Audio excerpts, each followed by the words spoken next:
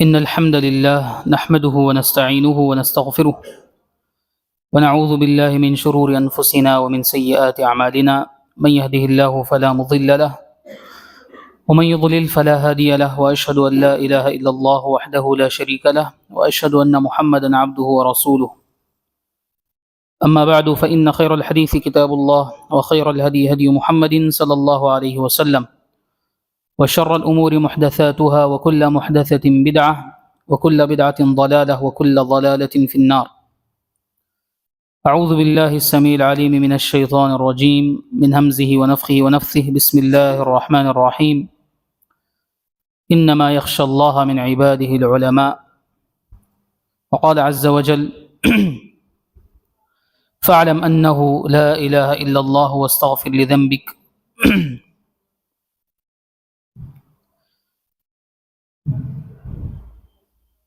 محترم برادران اسلام، نوجوان ساتھیوں اور پردہ نشین خواتین اسلام، اللہ کے فضل اور اس کے احسان سے آج کی شام ہم تمام اللہ کے اس گھر میں جمع ہوئے ہیں۔ مقصد میرا اور آپ کا جمع ہونے کا یہی ہے کہ کچھ باتیں کتاب و سنت کی، دین و شریعت کی ہم لوگ سنیں، اس نیت کے ساتھ کہ جو کچھ سنا جائے گا اس کو سمجھیں گے اور اس پر عمل کرنے کی کوشش کریں گے۔ آج کے اس درس میں میرا عنوان، جیسا کہ آپ لوگوں نے سنا، دینی علم کی اہمیت اور ضرورت۔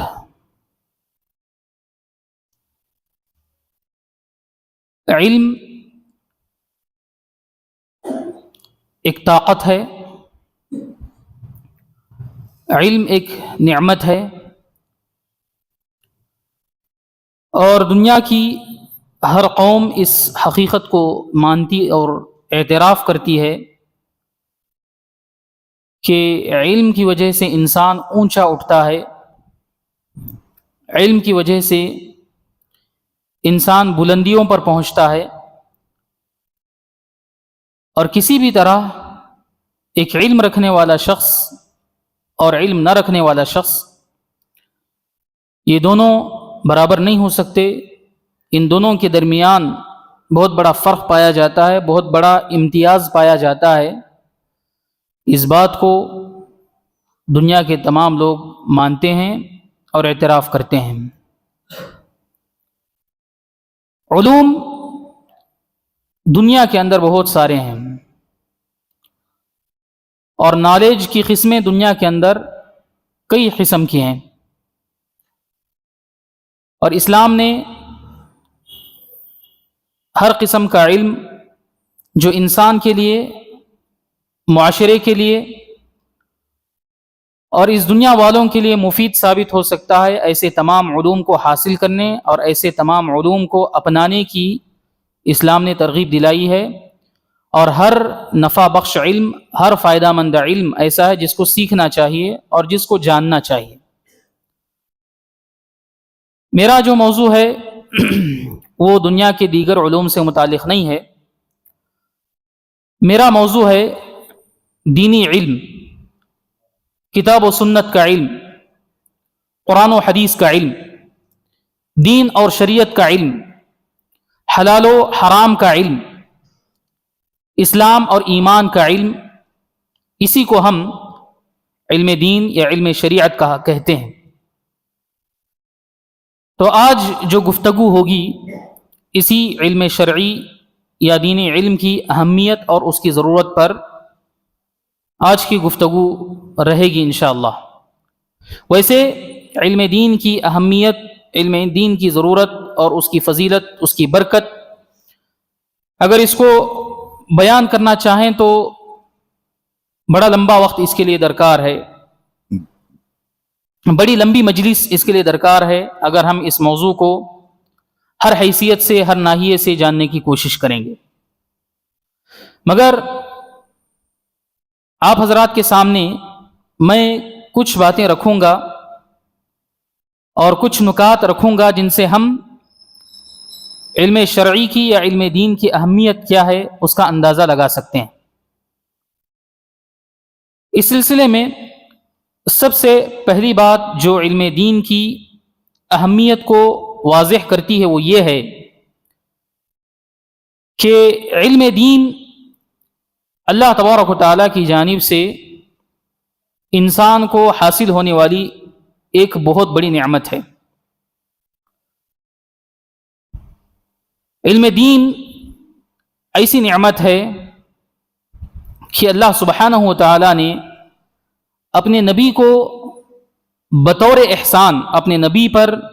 اس بات کا تذکرہ کیا ہے کہ اللہ تبارک و تعالیٰ نے اے نبی آپ کو علم سے نوازا ہے،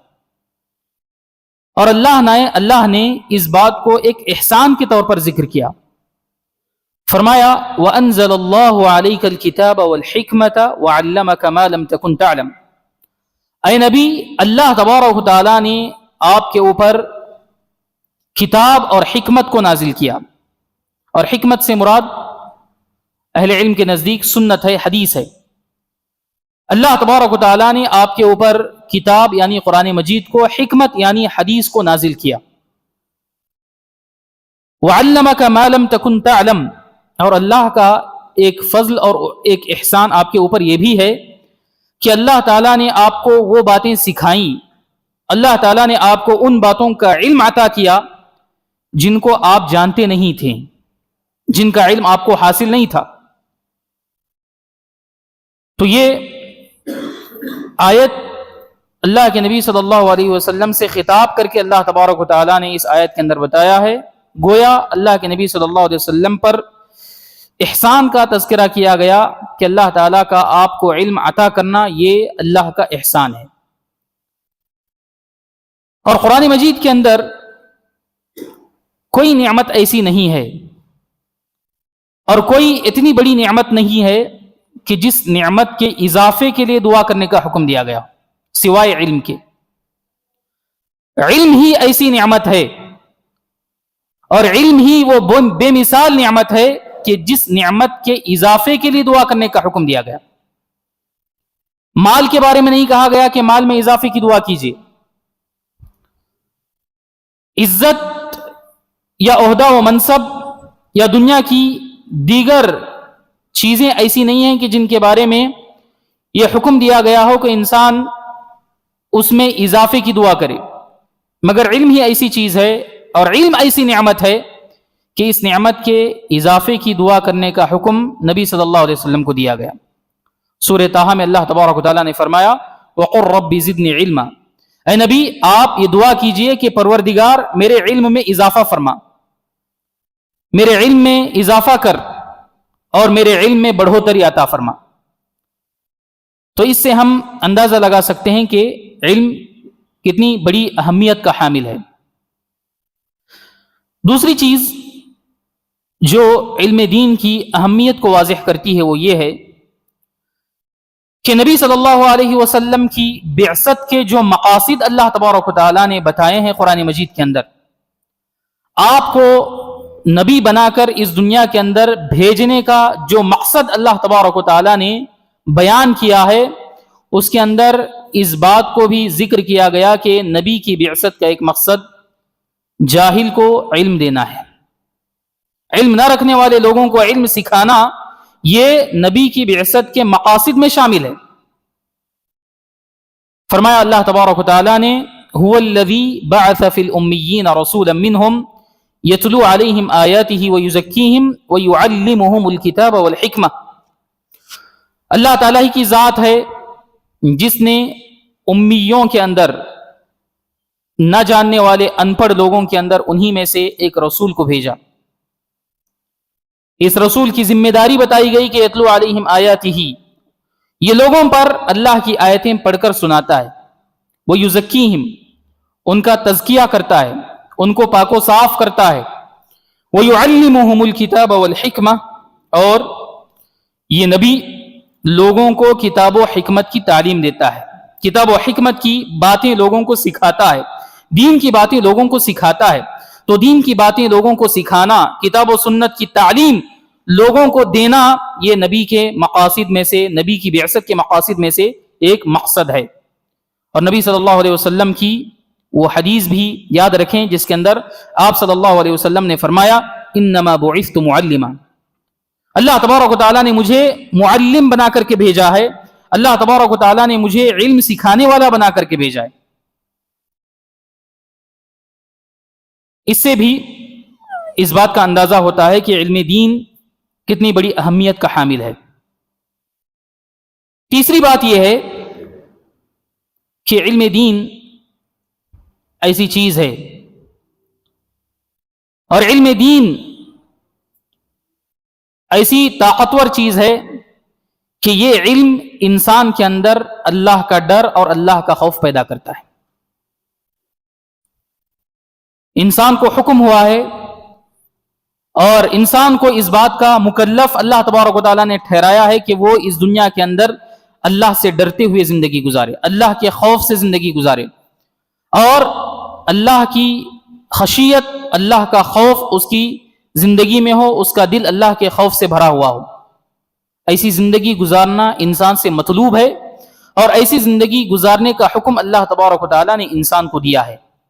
قرآن مجید کے اندر اہل ایمان کا وصف بیان کرتے ہوئے اللہ نے کہا انما المؤمنون الذین اذا ذکر اللہ وجلت قلوبہم، مومن تو وہ ہوتے ہیں کہ جب اللہ تعالیٰ کا ذکر کیا جاتا ہے اور اللہ تعالیٰ کی یاد کی جاتی ہے ان کے سامنے، تو ان کے دل کانپ اٹھتے ہیں،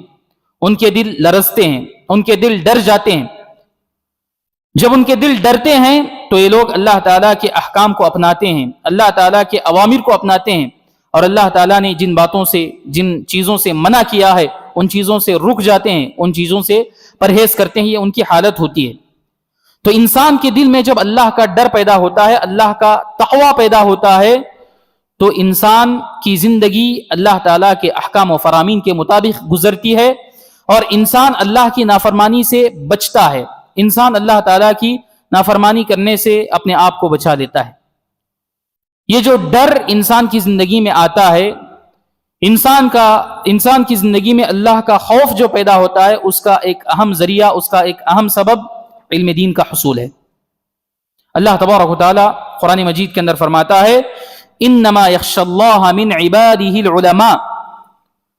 بندوں میں سے اللہ تعالیٰ سے ڈرنے والے، اللہ تعالیٰ کا خوف کھانے والے اور اللہ تعالیٰ کی خشیت اپنے اندر رکھنے والے جو لوگ ہوتے ہیں وہ علماء ہوتے ہیں۔ اللہ تعالیٰ کے بارے میں، اللہ کی ذات کے بارے میں، اللہ کی صفات کے بارے میں، اور اللہ کی خوبیوں اور اللہ کے کمالات کے بارے میں جو انسان جتنا زیادہ علم رکھتا ہے، اور اللہ کی ذات کے بارے میں اور اللہ کی صفات کے بارے میں جو انسان جتنا زیادہ علم رکھتا ہے، جتنا زیادہ اس بارے میں آگے بڑھتا ہے، اتنا زیادہ انسان کے دل میں اللہ کا ڈر اور اللہ تعالیٰ کا خوف پیدا ہوتا ہے۔ علماء سلف کہا کرتے تھے من کان باللہ اعرف کان بہ اخوف، جو انسان جتنا زیادہ اللہ تعالیٰ کے بارے میں جانتا ہے، جو انسان اللہ کی معرفت جتنی زیادہ حاصل کرتا ہے، اتنا زیادہ وہ اللہ سے ڈرنے والا ہوتا ہے، اور اتنا ہی زیادہ اس کے دل میں اللہ کا ڈر اور اللہ تعالیٰ کا خوف پیدا ہوتا ہے۔ نبی کریم صلی اللہ علیہ وسلم اس امت کے اندر سب سے زیادہ اللہ کے بارے میں جانتے تھے۔ اس دنیا کے اندر سب سے زیادہ اللہ کے بارے میں کوئی جانتے تھے، سب سے زیادہ معرفت رب کسی کو حاصل تھا، سب سے زیادہ اللہ کی ذات و صفات کا علم اگر کسی کو حاصل تھا تو وہ نبی صلی اللہ علیہ وسلم کی ذات ہے۔ اور آپ صلی اللہ علیہ وسلم نے اپنے بارے میں ارشاد فرمایا انی لأعلمکم باللہ واخشاکم لہ، اے لوگو میں تم سب میں سب سے زیادہ اللہ تعالیٰ کے بارے میں علم رکھتا ہوں، اور میں تم میں سب سے زیادہ اللہ تعالیٰ سے ڈرتا ہوں، اس لیے کہ میں تم میں سب سے زیادہ اللہ تعالیٰ کے بارے میں علم رکھتا ہوں، اور جب سب سے زیادہ میں علم رکھتا ہوں تو اللہ تعالیٰ کا خوف، اللہ تعالیٰ کی خشیت بھی میرے دل میں اسی قدر زیادہ ہے۔ تو علم دین کی اہمیت اس بات سے بھی واضح ہوتی ہے کہ یہ علم انسان کے دل میں اللہ کا خوف اور اللہ تعالیٰ کا ڈر پیدا کرتا ہے۔ اس سلسلے میں چوتھی چیز یہ ہے کہ علم کا حاصل کرنا عمل کے مرحلے سے پہلے ہے۔ انسان پہلے علم حاصل کرے پھر اس کے بعد عمل کرے، انسان پہلے علم حاصل کرے پھر اس کے بعد کچھ کہے۔ تو علم کا جو مرحلہ ہے وہ قول اور عمل سے پہلے ہے۔ عمل کرنے سے پہلے انسان کو علم حاصل کرنا چاہیے۔ ایسا نہیں ہونا چاہیے کہ انسان عمل کر رہا ہے اور اس کے پاس علم نہیں ہے، بلکہ شریعت کے اندر یہ بتایا گیا کہ علم کا مرحلہ قول و عمل سے پہلے ہوا کرتا ہے۔ انسان کو کچھ عمل کرنے سے پہلے علم حاصل کرنا چاہیے۔ انسان کو کسی چیز پر عمل کرنے سے پہلے اس چیز کے متعلق علم حاصل کرنا چاہیے۔ امام بخاری رحمۃ اللہ علیہ اپنی کتاب کے اندر ایک باب اس عنوان سے قائم کرتے ہیں: العلم قبل القول والعمل۔ علم قول اور عمل سے پہلے ہونا چاہیے۔ اور اپنی اس بات کی تائید کے لیے یا اپنی اس بات پر دلالت کے لیے دلیل کے طور پر امام بخاری رحمۃ اللہ علیہ سورہ محمد کی اس آیت کو ذکر کرتے ہیں جس میں اللہ نے فرمایا: فَاعْلَمْ أَنَّهُ لَا إِلَهَ إِلَّا اللَّهُ وَاسْتَغْفِرْ لِذَنبِكَ۔ اے نبی، آپ اس بات کا علم حاصل کیجئے کہ اللہ کے سوا کوئی معبود نہیں ہے، اللہ کے سوا کوئی عبادت کے لائق نہیں ہے، اور اپنے گناہوں کی مغفرت طلب کیجئے۔ تو اس آیت کے اندر اللہ تبارک و تعالیٰ نے نبی سے خطاب کیا، اور نبی سے خطاب کر کے نبی کو علم کا حکم دیا، عمل سے پہلے علم کا حکم دیا۔ فَاعْلَمْ أَنَّهُ لَا إِلَهَ إِلَّا اللَّهُ۔ حافظ ابن حجر رحمۃ اللہ علیہ اس حدیث کی شرح میں لکھتے ہیں: وَاسْتَدَلَّ سُفْيَانُ بْنُ عُيَيْنَةَ بِهَذِهِ الْآيَةِ عَلَى فَضْلِ الْعِلْمِ۔ امام سفیان ابن عیینہ رحمۃ اللہ علیہ اس آیت سے علم کی فضیلت پر استدلال کرتے ہیں، جیسا کہ انہوں نے فرمایا کہ اللہ تبارک و تعالیٰ نے اس آیت کے اندر عمل سے پہلے علم کا ذکر کیا ہے، پہلے علم کا ذکر کیا پھر اس کے بعد عمل کرنے کا حکم دیا۔ تو چوتھی چیز اس سلسلے میں یہ ہے کہ انسان کے اوپر ضروری ہے، انسان کے اوپر واجب ہے کہ علم حاصل کرے پھر اس کے بعد عمل کرے۔ تو اس سے اندازہ لگایا جا سکتا ہے کہ علم دین کتنی اہمیت کا حامل ہے۔ پانچویں بات اس سلسلے میں یہ ہے کہ جس انسان کے ساتھ اللہ سبحانہ وتعالی خیر اور بھلائی کا ارادہ کرتا ہے، جس انسان کے ساتھ اللہ تبارک و تعالی اچھائی کا ارادہ کرتا ہے، تو ایسا انسان علم کے راستے پر لگتا ہے۔ جو انسان علم کی مجلسوں میں شرکت کرتا ہے، جو انسان دین کی مجلسوں میں شرکت کرتا ہے، جو انسان قرآن و حدیث کی باتیں سنتا ہے، جو انسان قرآن و حدیث کے دروس میں حاضر ہوتا ہے، شامل ہوتا ہے، اور قرآن و حدیث کی باتیں سنتا ہے اور اس پر عمل کرنے کی کوشش کرتا ہے، اور اس کی کوشش یہ ہوتی ہے کہ وہ زیادہ سے زیادہ کتاب کا، قرآن کا اور حدیث کا علم حاصل کرے، اور اسی کوشش کے اندر وہ اپنی زندگی گزارتا ہے اور دن رات اس کے اسی میں لگتے ہیں، تو ایسے انسان کو جان لینا چاہیے، ایسے انسان کو سمجھ لینا چاہیے کہ اللہ تبارک و تعالیٰ نے ایسے انسان کے ساتھ خیر اور بھلائی کا ارادہ کیا ہے۔ اور جو انسان علم کی مجلسوں سے دلچسپی نہیں رکھتا ہے، جو انسان قرآن و حدیث کی باتیں سنتا نہیں ہے، جو انسان علماء سے تعلق نہیں رکھتا ہے، جو انسان کتابوں سے تعلق نہیں رکھتا ہے، جو انسان علم سے دور رہ کر زندگی گزارتا ہے، تو پھر ایسے انسان کو سمجھ لینا چاہیے کہ اللہ تعالیٰ نے ایسے انسان کے ساتھ بھلائی کا ارادہ نہیں کیا۔ صحیح بخاری کی روایت ہے، حضرت معاویہ بن ابی سفیان رضی اللہ تعالی عنہ کہتے ہیں: سمعت النبی صلی اللہ علیہ وسلم یقول من یرید اللہ بہ خیرا یفقہہ فی الدین۔ جس انسان کے ساتھ اللہ تبارک و تعالی بھلائی کا ارادہ کرتا ہے، خیر کا ارادہ کرتا ہے، تو اللہ تبارک و تعالی ایسے انسان کو دین کی سمجھ عطا کرتا ہے، ایسے انسان کو دین کا علم عطا کرتا ہے۔ اور قرآن مجید کے اندر بتایا گیا یؤتی الحکمت من یشاء، اللہ تبارک و تعالیٰ جس انسان کو چاہتا ہے حکمت عطا کرتا ہے، اور حکمت کا مطلب ہے علم، سمجھ۔ اللہ جس کو چاہتا ہے علم عطا کرتا ہے، سمجھ عطا کرتا ہے، حکمت عطا کرتا ہے۔ ومن یؤت الحکمت فقد اوتی خیرا کثیرا، اور جس انسان کو علم دیا گیا، جس انسان کو حکمت دی گئی، سمجھداری دی گئی، دین کی سمجھ اس کو حاصل ہو گئی، تو ایسے انسان کو بہت بڑا خیر حاصل ہو گیا، ایسے انسان کو بہت بڑی بھلائی حاصل ہو گئی۔ حافظ ابن حجر حضرت معاویہ بن ابی سفیان رضی اللہ تعالی عنہ سے مروی جو حدیث ابھی پڑھی گئی، اس حدیث کی شرح میں لکھتے ہیں ومفہوم الحدیث ان من لم يتفقه في الدين اي يتعلم قواعد الاسلام وما يتصل بها من الفروع فقد حرم الخير، کہ جو انسان دین کی سمجھ اپنے پاس نہیں رکھتا ہے، جو انسان دین کی سمجھ حاصل، دین کا علم حاصل نہیں کرتا ہے، یعنی دین کی بنیادوں کا علم حاصل نہیں کرتا، اور اسی طریقے سے دین کے متعلق دوسری باتوں کا علم حاصل نہیں کرتا، تو ایسا انسان خیر سے محروم ہے، ایسا انسان بھلائی سے محروم ہے۔ تو جو انسان جتنا زیادہ علم سے قریب ہوتا ہے اور جتنا زیادہ قرآن و حدیث کا علم حاصل کرتا ہے، ایسا انسان اتنا ہی خیر حاصل کر لیتا ہے، اور جو انسان علم سے جس قدر دور رہتا ہے اور علم جس قدر کم اس کے اندر رہتا ہے، تو ایسا انسان خیر سے اسی قدر دور ہو جاتا ہے اور خیر سے اسی قدر محروم ہو جاتا ہے۔ علم دین کی اہمیت کو اجاگر کرنے کی سلسلے میں چھٹی بات یہ ہے کہ علم دین ایسی چیز ہے کہ جس کے اوپر رشک کرنے کی اجازت دی گئی۔ دنیا کے اندر بہت ساری نعمتیں ہیں، دنیا کے اندر بہت ساری بھلائیاں لوگوں کو حاصل ہیں، مگر اسلام کے اندر، شریعت کے اندر جس نعمت کے اوپر انسان رشک کر سکتا ہے وہ نعمت جو ہے علم کی نعمت ہے۔ کسی انسان کو اللہ تبارک و تعالیٰ نے دین کا علم عطا کیا ہے، کوئی انسان دین کے بارے میں بہت ساری باتیں جانتا ہے، دین کا بہت بڑا علم اس کو حاصل ہے، تو ایسا انسان اس قابل ہے کہ اس کے اوپر دوسرے انسان رشک کریں کہ کاش مجھے بھی اس انسان جیسا علم حاصل ہو جاتا،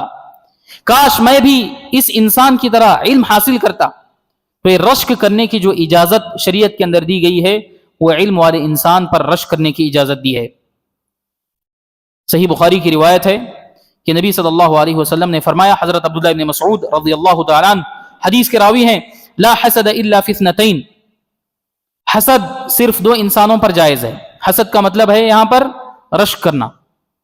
وہ والا حسد نہیں جس کے اندر انسان کسی انسان کے نعمت کے ختم ہونے کی تمنا کرتا ہے، ایسا حسد نہیں ہے، بلکہ حسد کا مطلب یہاں پر ہے کسی پر رشک کرنا، اور رشک کا مطلب ہوتا ہے کہ کسی انسان کو کوئی نعمت حاصل ہے تو اس نعمت کے چھن جانے کا یا اس نعمت کے ختم ہونے کا انسان ارادہ یا تمنا نہیں کرتا ہے، بلکہ یہ تمنا کرتا ہے کہ میں بھی اس جیسا ہو جاؤں، میں بھی اس انسان کی طرح ہو جاؤں۔ تو نبی صلی اللہ علیہ وسلم فرماتے ہیں کہ یہ جو تمنا ہے، رشک کرنے کی جو چیز ہے اور رشک کرنے کا جو جذبہ ہے، وہ صرف دو انسانوں کے اوپر کیا جا سکتا ہے، دو قسم کے لوگوں پر رشک کیا جا سکتا ہے۔ پہلا انسان رجل آتاہ اللہ مالا فسلط علی ہلکتہ فی الحق، پہلا وہ انسان جس کو اللہ تبارک و تعالیٰ نے مال سے نوازا ہے، جس کو اللہ تبارک و تعالیٰ نے دولت سے نوازا ہے، جس کو اللہ تبارک و تعالیٰ نے روپیوں پیسوں سے نوازا ہے، تو ایسا انسان اپنے مال کو، اپنی دولت کو اللہ کے راستے میں خرچ کرتا ہے، بے دریغ اللہ تبارک و تعالیٰ کے راستے میں اس مال کو لٹاتا ہے۔ ایسے انسان پر رشک کیا جا سکتا ہے کہ کاش مجھے بھی اس انسان کی طرح مال حاصل ہوتا اور میں بھی اس انسان کی طرح اللہ کے راستے میں اپنا مال خرچ کرتا۔ دوسرا انسان وَرَجُلٌ آتَاهُ اللَّهُ الْحِكْمَةَ فَهُوَ يَقْضِي بِهَا وَيُعَلِّمُهَا، دوسرا وہ انسان ہے جس کو اللہ تبارک و تعالیٰ نے حکمت یعنی علم سے نوازا ہے، دینی علم سے اللہ تبارک و تعالیٰ نے اس کو نوازا ہے، وہ اس علم کے مطابق فیصلہ کرتا ہے، اس علم کے مطابق عمل کرتا ہے، اور اس علم کی تعلیم لوگوں کو دیتا ہے، اس علم کی تعلیم لوگوں کو دیتا ہے، لوگوں تک اس علم کو پہنچاتا ہے۔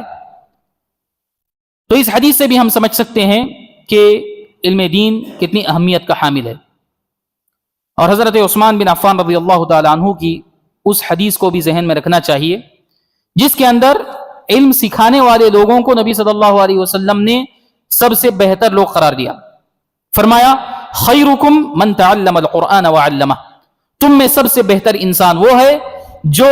لوگوں کو قرآن سکھاتا ہے اور سیکھتا ہے، خود بھی قرآن سیکھتا ہے، خود بھی شریعت کا علم حاصل کرتا ہے اور دوسروں کو شریعت کا علم دیتا ہے۔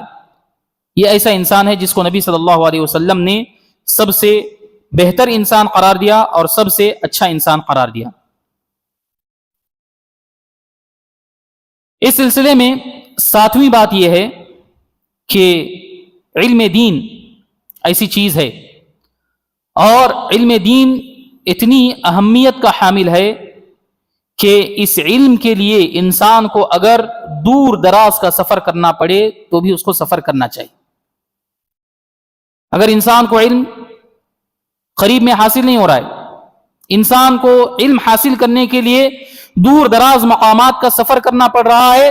انسان کو اپنا پیسہ خرچ کر کے سفر کے لیے نکلنا پڑ رہا ہے علم حاصل کرنے کے لیے، تو بھی انسان کو نکلنا چاہیے۔ امام بخاری رحمۃ اللہ علیہ صحیح کے اندر ایک باب قائم کرتے ہیں جس کا عنوان ہے الخروج فی طلب العلم، علم کو حاصل کرنے کے لیے نکلنے کا بیان، علم کو حاصل کرنے کے لیے دور دراز مقامات کی طرف سفر کرنے کا بیان۔ اور اس سلسلے میں حضرت موسیٰ علیہ السلام اور حضرت خضر علیہ السلام کا جو واقعہ سورہ کہف کے اندر منقول ہے اس کو یاد رکھنا چاہیے، جس کے اندر حضرت موسیٰ علیہ السلام علم حاصل کرنے کے لیے اور علم سیکھنے کے لیے حضرت خضر علیہ السلام کے پاس دور دراز جگہ کا سفر طے کر کے جاتے ہیں، بڑے دور کا سفر کرتے ہیں اور بڑی مشقتیں برداشت کرتے ہیں، اور مشقتیں برداشت کر کے حضرت خضر علیہ السلام کے پاس علم حاصل کرنے کے لیے نکلتے ہیں۔ یہ حضرت موسیٰ علیہ السلام کی زندگی سے ہمیں سب حاصل ہونے والا سبق ہے کہ علم دین کی طرف میں اور علم دین کو حاصل کرنے کے لیے انسان کو دور دراز کا سفر کرنا پڑے تو بھی انسان کو پیچھے نہیں رہنا چاہیے۔ اور یہ چیز علم دین کے لیے اور دین کے حصول کے لیے سفر کرنا یہ ایسی چیز ہے کہ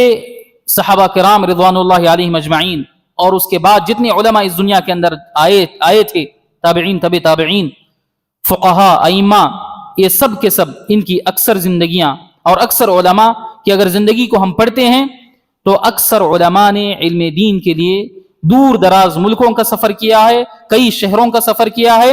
اور کئی ملکوں کی خاک چھانی ہے۔ کس مقصد کے لیے؟ تجارت کے لیے، بزنس کے لیے، اپنا مال بڑھانے کے لیے، اپنی دولت بڑھانے کے لیے نہیں، بلکہ علم دین حاصل کرنے کے لیے۔ حضرت جابر بن عبداللہ رضی اللہ تعالی عنہ صرف ایک حدیث کو حاصل کرنے کے لیے عبداللہ بن انیس، حضرت عبداللہ ابن انیس تک جاتے ہیں، مقصد صرف ایک حدیث حاصل کرنا ہے۔ امام بخاری نے ادب المفرد کے اندر اس حدیث کو روایت کیا ہے جس کے اندر عبداللہ بن محمد بن عقیل کہتے ہیں کہ انہوں نے حضرت جابر بن عبداللہ رضی اللہ تعالی عنہ کو کہتے ہوئے سنا بلغنی عن رجل حدیث سمعہ من رسول اللہ صلی اللہ علیہ وسلم۔ جابر بن عبداللہ رضی اللہ تعالی عنہ کہتے ہیں کہ ایک آدمی کے بارے میں مجھے علم ہوا اور ایک آدمی کے بارے میں مجھے یہ بات معلوم ہوئی کہ اس کے پاس ایک حدیث موجود ہے جس کو اس نے نبی صلی اللہ علیہ وسلم سے سنی ہے۔ فاشتریت بعیرا، جابر کہتے ہیں کہ میں نے ایک اونٹ خریدی، ثم شددت رحلی، پھر میں نے اس اونٹ پر سواری شروع کر دی، اپنے سفر کا آغاز کر دیا۔ فسرت الیہ شہرا حتی قدمت الشام، کہتے ہیں کہ میں نے 1 مہینے کا سفر طے کیا، 1 مہینے کا سفر طے کیا یہاں تک کہ میں شام کو پہنچ گیا۔ فَإِذَا عَبْدُ اللَّهِ بْنُ أُنَيْسٍ، جب میں شام کو پہنچا تو جس آدمی کے بارے میں مجھے پتا چلا تھا کہ اس کے پاس اللہ کے نبی صلی اللہ علیہ وسلم کی حدیث موجود ہے، وہ آدمی تھے حضرت عبداللہ ابن انیس۔ فَقُلْتُ لِلْبَوَّابِ، میں نے چوکیدار سے کہا، واچمین سے کہا کہ عبداللہ ابن انیس سے بولو کہ حضرت جابر تمہارے دروازے پر کھڑے ہیں. قل له جابر على الباب فقال ابن عبد اللہ. تو اس چوکیدار نے پوچھا یا حضرت عبداللہ ابن انیس نے پوچھا جابر کون سے جابر؟ جابر بن عبداللہ ہیں کیا؟ تو حضرت جابر نے کہا کہ ہاں. فخرج فاعتنقنی. حضرت عبداللہ ابن انیس گھر سے باہر نکلتے ہیں اور حضرت جابر بن عبداللہ رضی اللہ تعالی عنہ کو گلے لگاتے ہیں، معانقہ کرتے ہیں. فقلت حدیث بلغنی عنک انک سمعته من رسول اللہ صلی اللہ علیہ وسلم فخشیت ان اموت قبل ان اسمعه. حضرت جابر عبداللہ بن انیس سے کہتے ہیں کہ مجھے آپ کے بارے میں پتا چلا کہ آپ کے پاس اللہ کے نبی صلی اللہ علیہ وسلم کی ایک حدیث موجود ہے جس کو آپ نے سنا ہے، تو میں اس حدیث کو سننے کے لیے آپ کی طرف نکل پڑا 1 مہینے کا سفر طے کر کے، اس خوف سے کہ کہیں ایسا نہ ہو کہ میں تاخیر کر دوں، میں دیر کر دوں، تو آپ کی حدیث حاصل کرنے سے پہلے، آپ کی حدیث سننے سے پہلے کہیں میری موت نہ آ جائے، اس لیے میں جلدی کر کے 1 مہینے کا سفر طے کر کے آپ کے پاس پہنچا ہوں. مقصد صرف کیا ہے؟ ایک حدیث حاصل کرنا ہے. تو فقال سمعت رسول اللہ صلی اللہ علیہ وسلم یقول. عبداللہ بن انیس رضی اللہ تعالی عنہ کہتے ہیں کہ میں نے رسول اللہ صلی اللہ علیہ وسلم کو فرماتے ہوئے سنا یحشر اللہ الناس یوم القیامت عراتا. اللہ تبارک و تعالی قیامت کے دن، روز قیامت، لوگوں کو بالکل بے لباس لوگوں کا حشر فرمائے گا. ننگے بدن اللہ تبارک و تعالی لوگوں کا حشر فرمائے گا، ننگے پیر، ننگے بدن. جو حدیث ہے وہ حدیث حضرت عبداللہ ابن انیس رضی اللہ تعالی عنہ نے حضرت جابر کو سنائی. تو یہ حضرت جابر رضی اللہ تعالی عنہ کا جو واقعہ ہے، یہ واقعہ ہمیں بتاتا ہے کہ علم دین کتنی اہمیت کا حامل ہے. انہوں نے صرف ایک حدیث سننے کے لیے بڑے دور دراز کا سفر کیا. اس زمانے کے اندر اونٹ پر 1 مہینے کا سفر حضرت جابر رضی اللہ تعالی عنہ نے طے کیا تھا. مقصد صرف کیا تھا؟ علم دین کا حصول، اللہ کے نبی صلی اللہ علیہ وسلم کی حدیث سننا تھا. اور انہوں نے تاخیر نہیں کی، انہوں نے نہیں سوچا کہ بعد میں لے لیں گے، جب وہ ہمارے یہاں آ جائیں گے تو ہم حاصل کر لیں گے، بلکہ حضرت جابر بن عبداللہ رضی اللہ تعالی عنہ خود ان کے پاس پہنچتے ہیں، سفر کرتے ہیں اور علم دین حاصل کرتے ہیں. حضرت عبداللہ ابن عباس رضی اللہ تعالی عنہ اس امت کے بہت بڑے عالم، جن کے بارے میں بتایا گیا حبر الامہ جن کو کہا گیا، اس امت کے بہت بڑے عالم جن کو کہا گیا ترجمان القرآن، قرآن کے مفسر جن کو کہا گیا. اور اللہ کے نبی صلی اللہ علیہ وسلم نے ان کو دعا دی اللہم فقہہ فی الدین وعلمہ التأویل. اے پروردگار اس بچے کو علم کی سمجھ عطا فرما، دین کی سمجھ عطا فرما اور تفسیر کا علم عطا فرما. حضرت عبداللہ ابن عباس رضی اللہ تعالی عنہ بڑی علمی شخصیت، بڑے علم کے حامل. حضرت عبداللہ ابن عباس رضی اللہ تعالی عنہ اتنے علم والے تھے اور اتنی ذی علم شخصیت تھی ان کی کہ عمر بن خطاب رضی اللہ تعالی عنہ اپنے زمانے میں جن لوگوں کو اپنے مشیر خاص کے طور پر رکھتے تھے، جن لوگوں سے مشورے لیا کرتے تھے، ان لوگوں کے اندر، اس ٹیم کے اندر بڑے بڑے صحابہ کے ساتھ حضرت عبداللہ ابن عباس کم عمر ہونے کے باوجود، جن کی عمر کم تھی، مگر حضرت عمر بن خطاب رضی اللہ تعالی عنہ کے مشیر خاص تھے، جن سے حضرت عمر مشورے لیا کرتے تھے. حضرت عبداللہ ابن عباس رضی اللہ تعالی عنہ کو یہ علم کیسے حاصل ہوا؟ حضرت عبداللہ ابن عباس رضی اللہ تعالی عنہ نے بھی اس علم کو حاصل کرنے کے لیے ایسی ہی محنت کی ہے. حضرت عبداللہ ابن عباس فرماتے ہیں کہ کسی آدمی کے بارے میں یا کسی انصاری کے بارے میں مجھے پتا چلتا کہ اس کے پاس اللہ کے نبی صلی اللہ علیہ وسلم کی حدیث ہے، تو حضرت عبداللہ ابن عباس رضی اللہ تعالی عنہ خود چل کر اس کے گھر پر پہنچتے تھے، خود چل کر اس کے گھر پر پہنچتے. کبھی ایسا ہوتا کہ وہ وقت اس آدمی کے آرام کرنے کا ہوتا تھا، وہ آدمی آرام کر رہا ہوتا تھا، تو میں اس آدمی کے دروازے پر بیٹھ جاتا تھا، اس آدمی کے چبوترے پر بیٹھ جاتا تھا، اور اس آدمی کے نکلنے میں لیٹ ہو جاتی تھی، کبھی تاخیر ہو جاتی تھی، تو میں اپنی چادر کا تکیہ بنا لیتا اور وہاں لیٹ جاتا، انتظار کرتا رہتا یہاں تک کہ وہ آدمی آ جائے. جب وہ آدمی آ جاتا، دروازہ کھول کر کے دیکھتا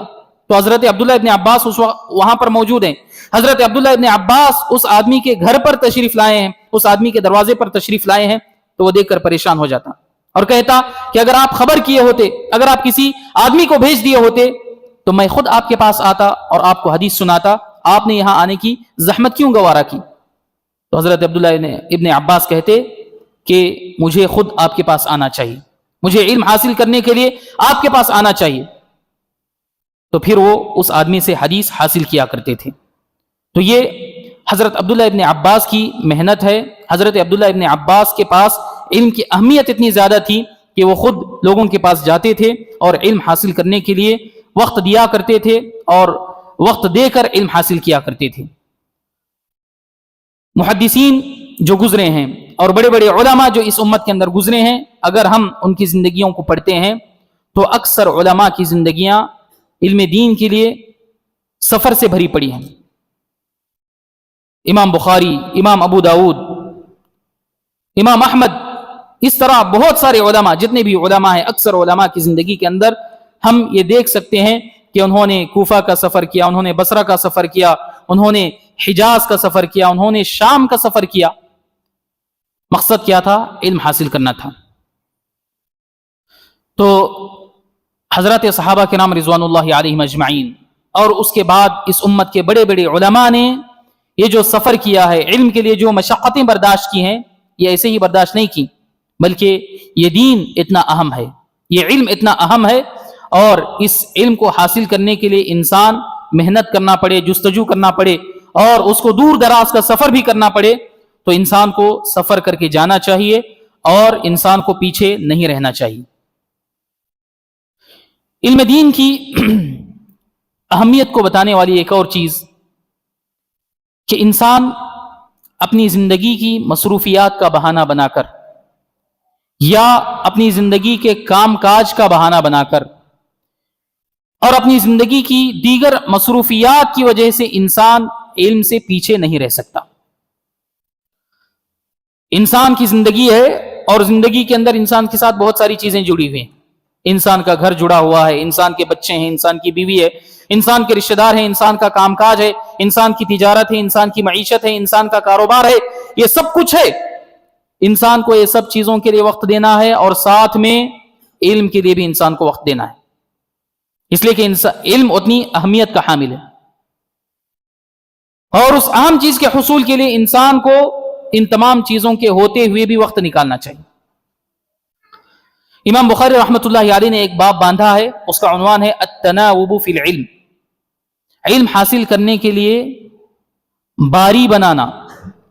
علم حاصل کرنے کے لیے باری لگانا. اور اس کے اندر حضرت عمر بن خطاب رضی اللہ تعالی عنہ کا واقعہ نقل کیا. حضرت عمر فرماتے ہیں کنت انا وجار لی من الانصار فی بنی امیہ بن زید وہی من عوالی المدینہ وكنا نتناوب النزول على رسول الله صلى الله عليه وسلم ينزل يوما وأنزل يوما فإذا نزلت جئته بخبر ذلك اليوم من الوحي وغيره وإذا نزل فعل مثل ذلك. حضرت عمر بن خطاب کہتے ہیں کہ میں اور میرا ایک پڑوسی تھا انصار میں سے جو بنو امیہ بن زید سے تعلق رکھنے والا تھا اور وہ مدینے کے بالکل کنارے پر رہا کرتا تھا. حضرت عمر کہتے ہیں کننا نتناوب النزول علی رسول اللہ صلی اللہ علیہ وسلم, ہم اپنی یہ باری بنائے ہوئے تھے کہ ایک دن میں اللہ کے نبی صلی اللہ علیہ وسلم کی خدمت میں حاضر رہوں گا, دین کی مجلس میں حاضر رہوں گا, اور ایک دن میرا ساتھی انصاری ساتھی مجلس علم میں حاضر رہے گا. جس دن میری باری ہوتی تھی میں جو علم اللہ کے نبی صلی اللہ علیہ وسلم سے وحی کا اور شریعت کا سیکھتا تھا وہ سیکھا ہوا علم میرے انصاری بھائی کو لے جا کر سکھاتا تھا. اور جس دن انصاری کی باری ہوا کرتی تھی, جس دن انصاری آدمی اس مجلس میں شریک ہوتا تھا نبی صلی اللہ علیہ وسلم کی, تو سیکھا ہوا علم میرے پاس پہنچاتا تھا. تو یہ حضرت عمر بن خطاب رضی اللہ تعالی عنہ کا جو عمل ہے وہ یہ بتاتا ہے کہ انسان کو اپنی زندگی کی مصروفیات کی وجہ سے, اپنے کاروبار کی وجہ سے, اپنی تجارت کی وجہ سے, اپنی دیگر مصروفیات کی وجہ سے علم حاصل کرنے کے سلسلے میں پیچھے نہیں رہنا چاہیے. حضرت عمر بن خطاب یہ ترکیب سوچتے ہیں, یہ پلان کرتے ہیں کہ اس پلان کے ذریعے سے انسان کی زندگی, انسان کی تجارت, انسان کی دیگر امور بھی چلتے رہیں اور ساتھ میں علم حاصل کرنے کا جو فرض ہے وہ فرض بھی پورا ہوتا رہے. علم دین انسان کو اہمیت کی نگاہ سے دیکھنا چاہیے۔ اس سلسلے میں ایک اور چیز یہ ہے کہ اللہ کے نبی صلی اللہ علیہ وسلم نے اس علم کے حصول کو ہر مسلمان پر فرض قرار دیا ہے۔ یہ کوئی آپشنل چیز نہیں ہے، یہ کوئی اختیاری بات نہیں ہے کہ جس انسان کو علم حاصل کرنے کا دل کر رہا ہے، جس انسان کو علم حاصل کرنے سے دلچسپی ہے وہ علم حاصل کرے، اور جس کو دلچسپی نہیں ہے وہ علم حاصل نہ کرے، ایسی بات نہیں ہے، بلکہ علم دین کا حاصل کرنا فرض ہے۔ نبی صلی اللہ علیہ وسلم نے فرمایا طلب العلم فریضۃ علی کل مسلم، علم کا حاصل کرنا، دینی علم کا حاصل کرنا ہر مسلمان پر فرض ہے۔ نبی صلی اللہ علیہ وسلم نے اس حدیث کے اندر علم دین کے حصول کو فرض قرار دیا ہے، اور فرض کا مطلب ہم جانتے ہیں جس کو کرنا ضروری ہے۔ تو علم دین حاصل کرنا فرض ہے، اس کا کیا مطلب ہے؟ تو اس کا مطلب یہ ہے کہ دین کا جو علم ہے، دین کا علم ایک ایسا علم ہے جو ضروری علم ہے۔ دین کی کچھ باتیں ایسی ہیں جو ضروری ہیں، جو واجب ہیں، جو ہر انسان کو جاننا ضروری ہے، جس کا ہر انسان کو جاننا ضروری ہے۔ بعض بنیادی باتیں دین کی ہیں جس کو جانے بغیر ایک انسان مسلمان نہیں رہ سکتا ہے، ایک انسان اپنے دین پر عمل نہیں کر سکتا ہے۔ یہ بنیادی باتیں ہیں، ان بنیادی باتوں کا جاننا ایک انسان کے لیے ضروری ہے۔ حضرت امام احمد بن حنبل رحمۃ اللہ علیہ کہتے ہیں کہ دین کی وہ باتیں جس کے ذریعے سے انسان اپنے دین پر عمل کر سکتا ہے، جس کے ذریعے سے انسان اپنے دین کو قائم کر سکتا ہے اور ایک دیندار زندگی گزار سکتا ہے، ایسی باتوں کا سیکھنا اور ایسی باتوں کا حاصل کرنا ہر مسلمان پر فرض ہے۔ توحید و شرک کی باتیں ہیں، اسلام اور ایمان کے متعلق باتیں ہیں، نبی صلی اللہ علیہ وسلم کی سیرت کے متعلق باتیں ہیں، حلال و حرام کے متعلق باتیں ہیں، وہ چیزیں جو انسان کی روزمرہ زندگی کے اندر آتی ہیں، اور ایسی تمام چیزیں جن کا انسان کو سامنا کرنا پڑتا ہے، اور ان چیزوں سے متعلق انسان کو علم حاصل کرنا یہ ضروری ہے۔ اور ایک علم ہوتا ہے وہ تفصیلی علم، دین کے باریک مسائل کا علم اور دین کے بڑے بڑے مسائل کا علم۔ یہ ایسا علم ہے جس کا سیکھنا فرض کفایہ ہے، جس کا سیکھنا ہر مسلمان پر فرض نہیں ہے، بلکہ اگر امت کے کچھ افراد دین کا تفصیلی علم، دین کی باریکیوں کا علم، دین کے بڑے بڑے مسائل کا علم اگر اس امت کے کچھ لوگ حاصل کر لیتے ہیں تو دوسرے لوگوں پر سے وہ فرض ساقط ہو جاتا ہے۔ تو طلب العلم فریضۃ علی کل مسلم، اس حدیث کے اندر نبی صلی اللہ علیہ وسلم نے علم دین کا حاصل کرنا فرض جو قرار دیا ہے، ایسا علم جو انسان کی دینداری کے لیے ضروری ہے، جو انسان کے دین و ایمان کی حفاظت کے لیے ضروری ہے، ایسے علم کا سیکھنا ہر مسلمان کے لیے، ہر مرد و عورت کے لیے ضروری ہے۔ علم دین کی اہمیت اور اس کی برکت، اس کی فضیلت کو ثابت کرنے کے لیے یہ کچھ پوائنٹس تھے اور کچھ نکات تھے جو میں نے آپ حضرات کے سامنے رکھے ہیں۔ علم دین کا حاصل کرنا ضروری کیوں ہے، اس کا جواب بھی ہم اس سے سمجھ سکتے ہیں، اور خاص کر اس زمانے میں، اس دور میں جس دور سے ہم گزر رہے ہیں، جس دور سے ہمارا اور آپ کا گزر ہو رہا ہے، جس زمانے میں ہم اور آپ آنکھ کھول رہے ہیں، اور ہماری دن رات جس زمانے کے اندر گزر رہی ہے، یہ وہ زمانہ ہے کہ اس زمانے کے اندر علم دین کا حاصل کرنا اور بھی ضروری ہے۔ یہ ایسا دور ہے کہ اس دور کے اندر نت نئے فتنے جنم لے رہے ہیں، نت نئے مسائل جنم لے رہے ہیں، دین کے مسئلے کے اندر بہت ساری نئی نئی باتیں ایجاد ہو رہی ہیں، بہت ساری بدعتیں ایجاد ہو رہی ہیں، بہت سارے خرافات دین کے نام پر پھیلائی جا رہی ہیں، اور فتنوں کا ایک جال اس زمانے کے اندر پھیلا ہوا ہے، اور دین پر حملہ کرنے والے بہت سارے عناصر آ رہے ہیں، انسان کے عقیدے کو ختم کرنے والے، انسان کی ایمان کو ختم کرنے والے، اور انسان کی مسلمانیت کو ختم کرنے والے بہت سارے چیلنجز ہیں، بہت سارے مسائل ہیں جو اس دور میں سر اٹھا رہے ہیں۔ ان مسائل سے، ان فتنوں سے ایک مسلمان کو بچنا ضروری ہے، ان فتنوں سے ایک مسلمان کو بچنا ضروری ہے، اور فتنوں سے بچنے کے لیے، فتنوں سے انسان کی حفاظت کے لیے سب سے اہم جو ذریعہ ہے وہ علم دین کا حصول ہے۔ علم دین کا حصول یہ ایسی چیز ہے، دین کی صحیح معرفت اور دین کی صحیح سمجھ حاصل کرنا یہ ایسی چیز ہے جو انسان کو فتنوں کے طوفان سے بچا لیتی ہے، جو انسان کو فتنوں کی زد میں آنے سے بچا لیتی ہے۔ اسی لیے جو علماء ہوتے ہیں، جو دین کا باریک علم رکھتے ہیں، جو دین کے مسائل کو سمجھتے ہیں اور دین کا گہرائی کے ساتھ جن کے پاس علم ہوتا ہے، جن کے پاس مطالعہ ہوتا ہے، تو ایسے لوگ فتنے کے آنے سے پہلے فتنے کو بھانپ لیتے ہیں۔ اور جو بے علم ہوتے ہیں، جو جاہل ہوتے ہیں، جب فتنہ آتا ہے تو فتنے کی زد میں آ جاتے ہیں، اور جب فتنہ ختم ہوتا ہے تو ان کو پتا چلتا ہے کہ یہ فتنہ تھا۔ مگر جو علم والے ہوتے ہیں وہ فتنے کے آنے سے پہلے سمجھ لیتے ہیں کہ یہ فتنہ ہے، اور اس فتنے کی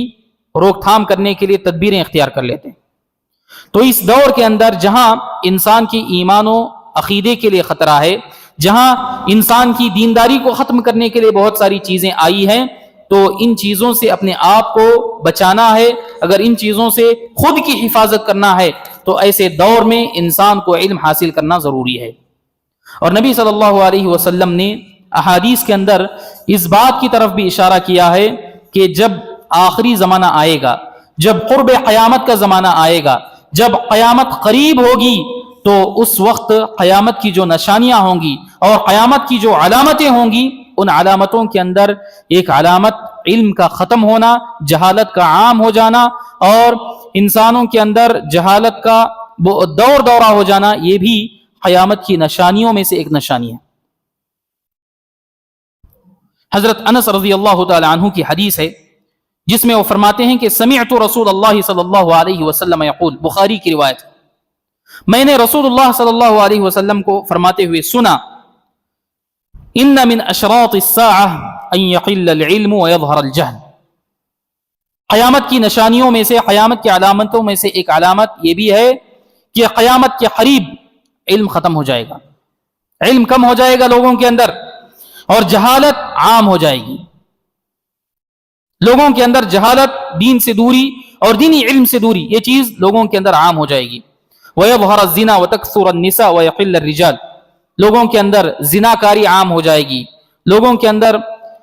معاشرے کے اندر عورتوں کی کثرت ہو جائے گی اور مرد کم ہو جائیں گے۔ اس حدیث کے اندر نبی صلی اللہ علیہ وسلم نے قیامت کی جو علامتیں بتائی ہیں، اور قیامت سے پہلے جو علامتیں قیامت کی ظاہر ہوں گی، ان میں سے ایک علامت علم کا اٹھا لیا جانا اور معاشرے کے اندر سے علم کا کم ہو جانا، وہ بھی ایک علامت ہے۔ تو آج کے دور میں، آج کے معاشرے میں ہم دیکھ سکتے ہیں کہ علم بہت کم ہو چکا ہے، علم جاننے والے کم ہو چکے ہیں، علم کی طرف توجہ دینے والے کم ہو چکے ہیں، اور لوگوں کے اندر جہالت عام ہو چکی ہے۔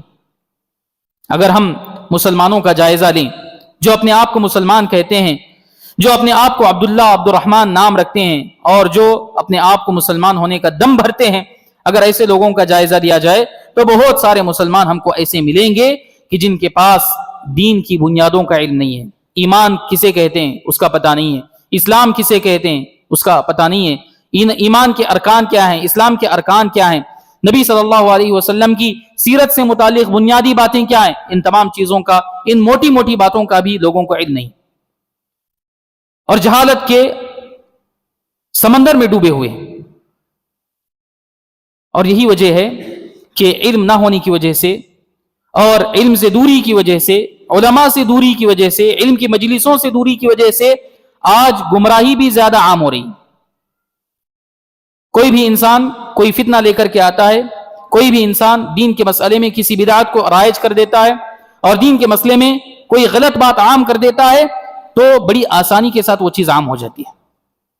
اور انسان ہر سنی سنائی بات کو دین سمجھ کر عمل کرنے لگتا ہے۔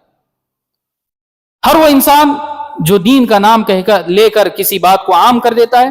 تو انسان اسے دین سمجھ کر عمل کرنے لگتا ہے۔ تو یہ جو نت نئے فتنے جنم لے رہے ہیں، اور دین کو ختم کرنے والے، انسان کے ایمان و عقیدے کو ختم کرنے والی جو باتیں اس زمانے میں رونما ہو رہی ہیں، ان باتوں سے بچنے کے لیے،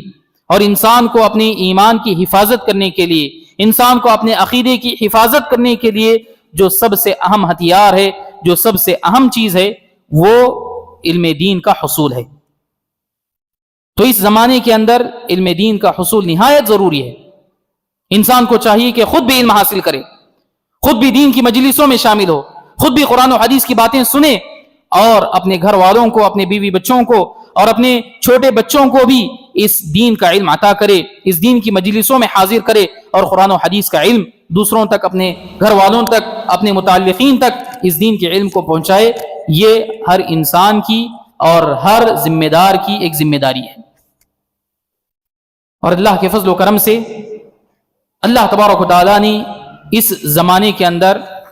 اور آج کے اس دور کے اندر علم حاصل کرنے کے مواقع بھی بہت زیادہ رکھے ہیں۔ اللہ تبارک و تعالیٰ کی مہربانی ہے کہ اللہ تعالیٰ نے علم حاصل کرنے کے بہت سارے مواقع اس زمانے میں فراہم کیے ہیں، ایسے مواقع جو اس سے پہلے، آج سے 50 سال پہلے، 60 سال پہلے اگر ہم دیکھیں گے تو علم حاصل کرنے کے ایسے مواقع نہیں تھے۔ شہروں کی اگر بات کریں اور ہمارے اس شہر کی بات کریں تو الحمدللہ شہر کی بڑی بڑی مسجدوں کے اندر، شہر کی مشہور مساجد کے اندر آپ دیکھ سکتے ہیں کہ ہر مسجد کے اندر صبح شام درس قرآن اور درس حدیث کا سلسلہ چلتا ہے۔ تو اس درس قرآن کے اندر انسان کا شامل ہونا، درس حدیث کے اندر انسان کا شامل ہونا، اور ان دروس کے اندر انسان شامل ہو کر علم دین اگر انسان حاصل کرتا ہے تو دین کے متعلق بہت ساری باتیں انسان کو معلوم ہو جائیں گی۔ یہ جو یومی دروس کا جو سلسلہ ہے، روزانہ کے جو دروس ہیں، ان دروس سے انسان فائدہ اٹھائے۔ اسی طریقے سے جمعہ کے جو خطبے ہیں، جمعہ کے خطبوں کا ایک اہم مقصد یہی ہے کہ لوگوں کو دین کی باتیں سکھائی جائیں، لوگوں کو تذکیر کی جائے، لوگوں کو نصیحت کی جائے۔ یہ جمعہ کے خطبے بھی انسان کے لیے ایک اہم ذریعہ ہے علم حاصل کرنے کا۔ انسان اس موقع سے فائدہ اٹھائے اور جمعہ کے دن اپنی دوسری مصروفیات کو کچھ کم کر لے، اپنی مصروفیات کو کم کر کے اول وقت میں جمعہ میں حاضر ہونے کی کوشش کرے۔ اور جمعہ کے دن اول وقت میں حاضر ہونے کی جو برکتیں ہیں، جو فضیلتیں ہیں، وہ ایک الگ موضوع ہے۔ انسان ان فضیلتوں کو بھی حاصل کرے گا، اور جب خطبے کے شروع سے مسجد میں حاضر رہے گا تو خطبے کے اندر دین سے متعلق، شریعت سے متعلق، کتاب و سنت سے متعلق جو اہم باتیں آئیں گی، ان اہم باتوں کا حصول، ان اہم باتوں کا علم انسان کو حاصل ہو جائے گا۔ اور تیسری چیز، یہ جو ہفتہ واری دروس کا سلسلہ ہے، ہفتہ واری دروس، ہر اتوار کی شام یا ہر ہفتے کی شام جو دروس کا سلسلہ شہروں کے اندر رکھا گیا ہے، یہ بھی علم حاصل کرنے کا ایک بہت بڑا ذریعہ ہے، جس کے اندر مختلف علماء آتے ہیں، اور مختلف علماء قرآن و حدیث کی روشنی میں، اپنے علم کی روشنی میں دین سے متعلق، شریعت سے متعلق اور حلال و حرام سے متعلق بہت اہم باتیں بتاتے ہیں۔ تو ان دروس کے اندر بھی انسان کو حاضر ہونا چاہیے، اور ان دروس سے بھی انسان کو فائدہ اٹھانا چاہیے، اور اس کو غنیمت جاننا چاہیے۔ تو علم حاصل کرنے کی جو ضرورت اس دور کے اندر محسوس کی جاتی ہے، اس ضرورت کا لحاظ رکھتے ہوئے الحمدللہ اللہ تبارک و تعالیٰ نے ذمہ داران کو اور بڑے بڑے لوگوں کو اس بات کی توفیق دی، اور انہوں نے یہ سلسلہ شروع کیا اور علم حاصل کرنے کے مواقع لوگوں کو فراہم کیے۔ تو لوگوں کو چاہیے کہ وہ اپنے دین و ایمان کو محفوظ رکھنے کے لیے اور اپنے دینی علم کی پیاس بجھانے کے لیے ان چیزوں سے لوگوں کو فائدہ اٹھانا چاہیے۔ اور ہمارے شہر میں ایک اور موقع جو علم دین حاصل کرنے کا ہے، وہ دورہ شرعیہ ہے۔ دورہ شرعیہ جو ہر اتوار کی صبح شہر کی مختلف بڑی بڑی مساجد کے اندر قائم کیا جاتا ہے، صبح 8:30 بجے سے لے کر 12 بجے تک۔ یہ بھی ایک بہت بڑا موقع ہے، بہت سنہرا موقع ہے، بہت بہترین موقع ہے علم دین حاصل کرنے کے لیے۔ الحمدللہ ہماری اس مسجد میں، مسجد صفہ کے اندر بھی پچھلے 3 مہینوں سے یہ سلسلہ شروع ہوا ہے، دورہ شرعیہ کا آغاز ہوا ہے۔ یہ بھی علم دین حاصل کرنے کے لیے ایک بہت بڑا ذریعہ ہے، بہت اہم ذریعہ ہے۔ الحمدللہ اللہ تبارک و تعالیٰ کے فضل سے، اس کی توفیق سے بہت سارے لوگ حاضر ہو رہے ہیں، اور بہت سارے لوگ ایسے بھی ہیں جو حاضر نہیں ہو رہے ہیں، اور بہت سارے لوگ ایسے بھی ہیں جنہوں نے شروع میں ابتدا کی، شروع میں حاضر ہوئے، مگر بعد میں ان کے عزائم ڈھیلے ہو گئے، ان کے ارادے سرد پڑ گئے، اور وہ آہستہ آہستہ کم ہوتے جا رہے ہیں۔ تو لوگوں کو چاہیے کہ اس دورہ شرعیہ کو بھی غنیمت جانیں، اور اللہ کے بندوں کو اللہ نے توفیق دی تو انہوں نے دورہ شرعیہ کا یہ سلسلہ شروع کیا جمعیت اہل حدیث کی نگرانی میں۔ اللہ تبارک و تعالیٰ انہیں جزائے خیر عطا فرمائے۔ انہوں نے اپنی گاڑی کمائی کے ذریعے سے اس دورے کو قائم کیا تاکہ لوگوں تک علم کی باتیں پہنچے، تاکہ لوگوں تک دین و شریعت کی باتیں پہنچیں، تو انسان کے پاس مواقع بہت زیادہ ہیں، انسان کے پاس مواقع بہت زیادہ ہیں، اور انسان کے پاس علم دین حاصل کرنے کے راستے بہت زیادہ ہیں، اور یہ اللہ تعالیٰ کی نعمتوں میں شامل ہے۔ ان نعمتوں کی قدردانی انسان کو کرنی چاہیے، مگر افسوس کی بات ہے کہ اس زمانے میں جس قدر علم دین کی ضرورت محسوس کی جا رہی ہے، اسی قدر لوگ علم دین سے دور ہوتے جا رہے ہیں، اور اسی قدر دین کا علم حاصل کرنے سے لوگ دلچسپی کم کرتے جا رہے ہیں۔ آپ دیکھ لیجئے کہ یومیہ جو دروس چلتے ہیں مساجد کے اندر، صبح شام کے دروس، ان صبح شام کے دروس کے اندر ان دروس سے فائدہ اٹھانے والے کتنے لوگ ہوتے ہیں؟ ہفتہ واری جو دروس کا سلسلہ چلتا ہے، ان ہفتہ واری دروس کے اندر دلچسپی کے ساتھ بیٹھ کر، پورے دروس کے اندر بیٹھ کر ان دروس سے علم حاصل کرنے والے کتنے لوگ ہوتے ہیں؟ انگلیوں پر گنے جا سکتے ہیں، ان کو انگلیوں پر گنا جا سکتا ہے، اتنے کم لوگ ان مواقع سے فائدہ اٹھاتے ہیں، جبکہ انسان کو چاہیے کہ ان مواقع سے فائدہ اٹھائے اور اپنے علم میں اضافہ کرنے کی کوشش کرے، اور یہ بہانہ نہ بنایا جائے اور یہ نہ کہا جائے کہ ہماری مصروفیات ہیں، ہمارے کام ہیں اور ہماری بہت دیگر ذمہ داریاں ہیں۔ یہ ذمہ داریاں صحابہ کے ساتھ بھی تھیں، یہ ذمہ داریاں تابعین کے ساتھ بھی تھیں، یہ ذمہ داریاں دوسرے لوگوں کے ساتھ بھی تھیں۔ میں نے حضرت عمر بن خطاب رضی اللہ تعالی عنہ کا واقعہ اسی لیے سنایا ہے تاکہ آپ لوگوں کے سامنے یہ واضح کر سکوں کہ حضرات صحابہ کرام رضوان اللہ علیہم اجمعین اپنی دنیاوی مصروفیات کے رکھتے ہوئے بھی علم کے لیے کیسے فارغ ہوا کرتے تھے، علم کے لیے کیسے وقت نکالا کرتے تھے۔ انسان اپنا معمول بنا لے، انسان اپنے وقت کی تھوڑی سی قربانی دے دے، صبح میں فجر میں 10 سے 15 منٹ، اور مغرب کا یا عصر کا جو درس ہوتا ہے وہ 10 سے 12 منٹ، اتنا وقت انسان دے دے دین کے لیے، کم سے کم اتنا تو وقت دے۔ ہمارے علماء، ہمارے صحابہ، ہمارے تابعین اس دین کے لیے تو، اس علم کے لیے تو اپنی زندگی کو وقف کر دیے تھے۔ سفر کے سلسلے میں جو باتیں میں بتایا، حضرت جابر کا واقعہ اور حضرت موسیٰ علیہ السلام کا واقعہ، یہ کیا بتاتا ہے؟ ہمیں یہی بتاتا ہے کہ علم دین کے لیے انسان قربانی دے کر انسان علم حاصل کرے۔ ان لوگوں نے تو اپنی زندگیاں علم دین کے لیے وقف کر دی، اور ہم اپنی زندگی کا وقت بھی وقف نہ کر سکیں اور اپنے وقت کی کچھ قربانی بھی نہ دے سکیں، تو پھر یہ بڑے افسوس کی بات ہے، افسوس کی بات ہے، اور ہماری بے حسی پر دلالت کرنے والی بھی بات ہے، اور ہمارے دلوں میں اور ہماری زندگیوں کے اندر علم کتنی کم اہمیت رکھتا ہے، یہ اس بات کی طرف بھی اشارہ کرنے والی چیز ہے۔ تو انسان کو اس ضرورت کو سمجھتے ہوئے، علم دین کی اہمیت کو سمجھتے ہوئے اپنی زندگی کے اندر علم حاصل کرنے کی کوشش کرنی چاہیے، اور علم حاصل کرنے میں انسان کو کبھی پیچھے نہیں ہٹنا چاہیے۔ حضرت عمر بن خطاب رضی اللہ تعالیٰ عنہ کہا کرتے تھے، تعلموا قبل ان تسودوا، سردار بنائے جانے سے پہلے علم حاصل کرو۔ ایک وقت آئے گا کہ تم سردار بنا لیے جاؤ گے، لوگوں کی ذمہ داریاں تم کو دے دی جائیں گی، تم ذمہ دار بن جاؤ گے، تو ذمہ دار بننے سے پہلے علم حاصل کر لیا کرو۔ حضرت امام بخاری رحمۃ اللہ علیہ حضرت عمر کا یہ قول نقل کرتے ہیں، اور نقل کرنے کے بعد امام بخاری ایک بات کا اضافہ کرتے ہیں، وَبَعْدَ أَن تَسُودُوا، سردار بنائے جانے کے بعد بھی علم حاصل کرنا چاہیے۔ حضرت عمر بن خطاب رضی اللہ تعالیٰ عنہ کے کہنے کا مطلب یہ ہے کہ انسان جب ذمہ دار بن جاتا ہے، انسان پر ذمہ داری کا بوجھ آ جاتا ہے، تو انسان کے لیے علم کے لیے وقت نکالنا مشکل ہو جاتا ہے،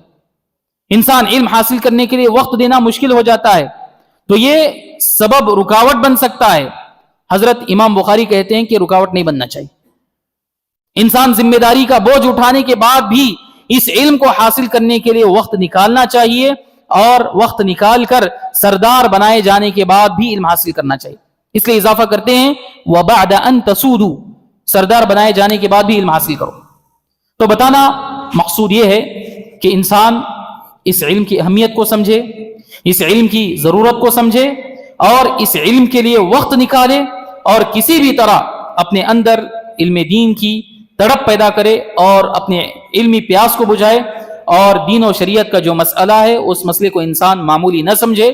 اور دین و شریعت کا یہ جو علم ہے، کتاب و سنت کا جو علم ہے، اس علم کو انسان زیادہ سے زیادہ حاصل کرے۔ رب العالمین سے دعا ہے کہ اللہ تبارک و تعالی ہمیں اور آپ کو، تمام مسلمانوں کو علم دین حاصل کرنے کی توفیق عطا فرمائے۔ اس دور کے اندر جو نت نئے فتنے ہیں انسان کے دین و ایمان کو ختم کرنے والے، اللہ تبارک و تعالی اس فتنے سے ہمیں علم کے ذریعے سے بچنے کی توفیق عطا فرمائے۔ اللہ تبارک و تعالی ہمیں جب تک اس دنیا کے اندر باقی رکھے توحید کے ساتھ کتاب و سنت کے ساتھ باقی رکھے، اور جب اللہ تبارک و تعالی ہمارا خاتمہ فرمائے تو خاتمہ بالخیر فرمائے. آمین وآخر دعوانا ان الحمد للہ رب العالمین. السلام علیکم ورحمۃ اللہ وبرکاتہ. وعلیکم السلام. شیخ محترم، علم حاصل کرنے کے لیے صحابہ جو ہے دور دور سفر کرے، تو یہ حدیثوں کو سامنے رکھ کے جو ہے کئی لوگ کیا کرتے 3 دن 40 دن 4 مہینہ جماعت میں جاتے علم سیکھنے، تو کیا جا سکتے ہو ایسا؟ صحابہ سے جو منقول ہے وہ علم کے متعلق علم کے لیے انہوں نے سفر کیا ہے، قرآن اور حدیث کے علم کے لیے انہوں نے سفر کیا ہے، اور ایک مخصوص طبقہ جو